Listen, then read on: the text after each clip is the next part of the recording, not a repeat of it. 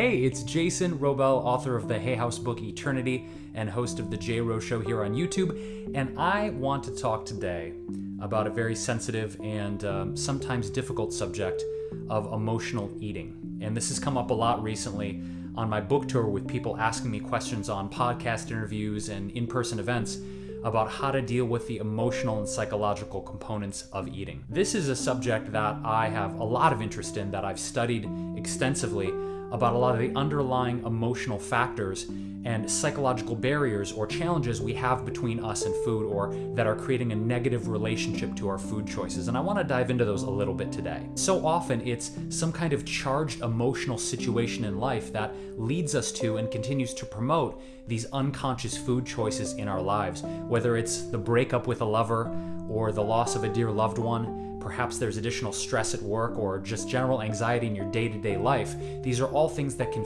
fuel the fire of continuing to make poor food choices. So I have some techniques I want to share with you today about how you can stop emotionally eating and help to reconnect yourself to the purpose of why food exists, which is fuel for the body. It's actually fuel for you to have more energy, vitality, and joy, for you to do the things you need to do in your daily life. When those emotionally challenging situations come up, when you have those moments where you want to reach for the chips or the chocolate or the fatty, salty, sweet foods, which is generally what most people reach for, it's definitely what I reach for, here's some things that'll help you overcome those moments and just be more conscious when those things come up. The first thing is to pause and ask yourself the question, what is it that I actually need right now? Just to pause and breathe and ask that question, what is it I actually need right now?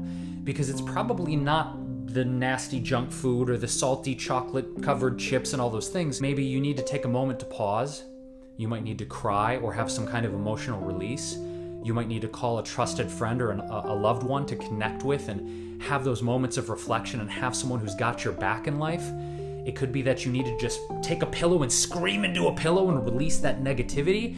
There's generally some kind of emotion or some action that wants to express itself through you, because it's not really about the food, it's about the energy that wants to come through you. The second technique is to ask yourself honestly, what is your current relationship with food? Because it could be that food has taken on a whole different meaning. It's maybe an emotional crutch or a substitute for a lost love, or maybe a way for you to control certain aspects of your life. For so many people, including myself, who had certain challenging family situations, food became a way to control certain aspects of life.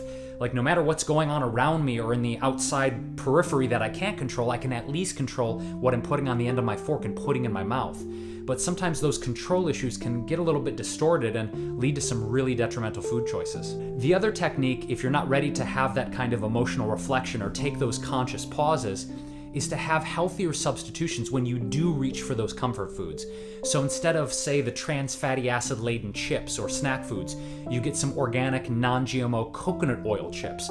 Instead of the milk chocolate, perhaps you can do some raw cacao or some dark chocolate. Or instead of soda, you could reach for kombucha or fermented coconut kefir. Anything that's going to give you that sense of satisfaction, whether it's that mouthfeel, that crunch, that feeling of satiation, but at least you're doing it in a healthier way. The next technique is about moving the energy out of your body. And the best way to do this, I found in challenging emotional situations, is to work out and get your body moving. There's a great phrase that I love, which is move a muscle, change a thought. And when we work out, especially daily, when we have those challenging emotional situations in our relationships, family, or work lives, it helps with our brain chemistry in our bodies because it helps to release more endorphins, helps to balance our hormones and release more testosterone, helps us feel strong and confident. There's so many benefits to working out, especially when you're having those challenging situations come up for you. And the last technique is really try and move beyond isolation. It's so easy when we have those reactive moments and we're stuffing all that food in our face and going to that place of feeling so sorry for ourselves. It's really the best time to reach out to people, right? Reach out to our community, reach out to people that we understand, or even maybe seek support from a therapist, instead of relying on food to be our therapist or our best friend. Again, food was never meant for that. Food is fuel for this glorious machine we call a human body, when sometimes what we actually want is just to connect with other people, whether that's maybe some groups on social media, whether that's finding a support group for emotional eating, or whatever it takes, really finding people that you can be vulnerable with and share your story with. And last, I just want to say this, you are definitely not alone in your struggle.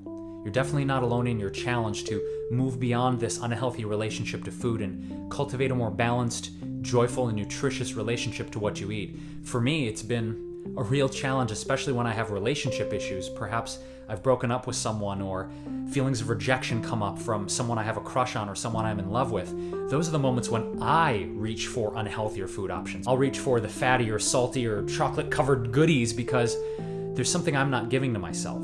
And really, it's taking that moment to say, what do I need to really give myself? And honestly, it's as simple as this: more love. When I'm really feeling sad or lonely, or I'm not getting the kind of love that I want in my life, it's just that I need to give myself more love. And in those moments, I've learned to ask myself, like, what do you really need? Do you need to go and move your body? Do you need to take a little mini vacation and get away for 2 days? Do you need to just go and get more massages and be touched by another human? You know, there's usually a really simple answer when I ask myself that question. Again, I go back to it, is what do I really need right now? If you stay still with that and you really let the answers come through, I think you'll be really pleasantly surprised that you know more than you think you do, and the answers are already within you. So if you enjoyed this video and you found it helpful, give it a thumbs up and leave me a comment below. What are some ways that you're finding you're struggling with emotional eating, or ways that you've had in helping heal your relationship with food? So thanks so much for being here on the J. Rowe Show. Tune in for more weekly Wellness Wednesday videos coming up soon, where I'm going to be bringing you more vlogs and more healthy recipes to help you live your best life imaginable. Thanks so much, and I'll see you soon. Peaches.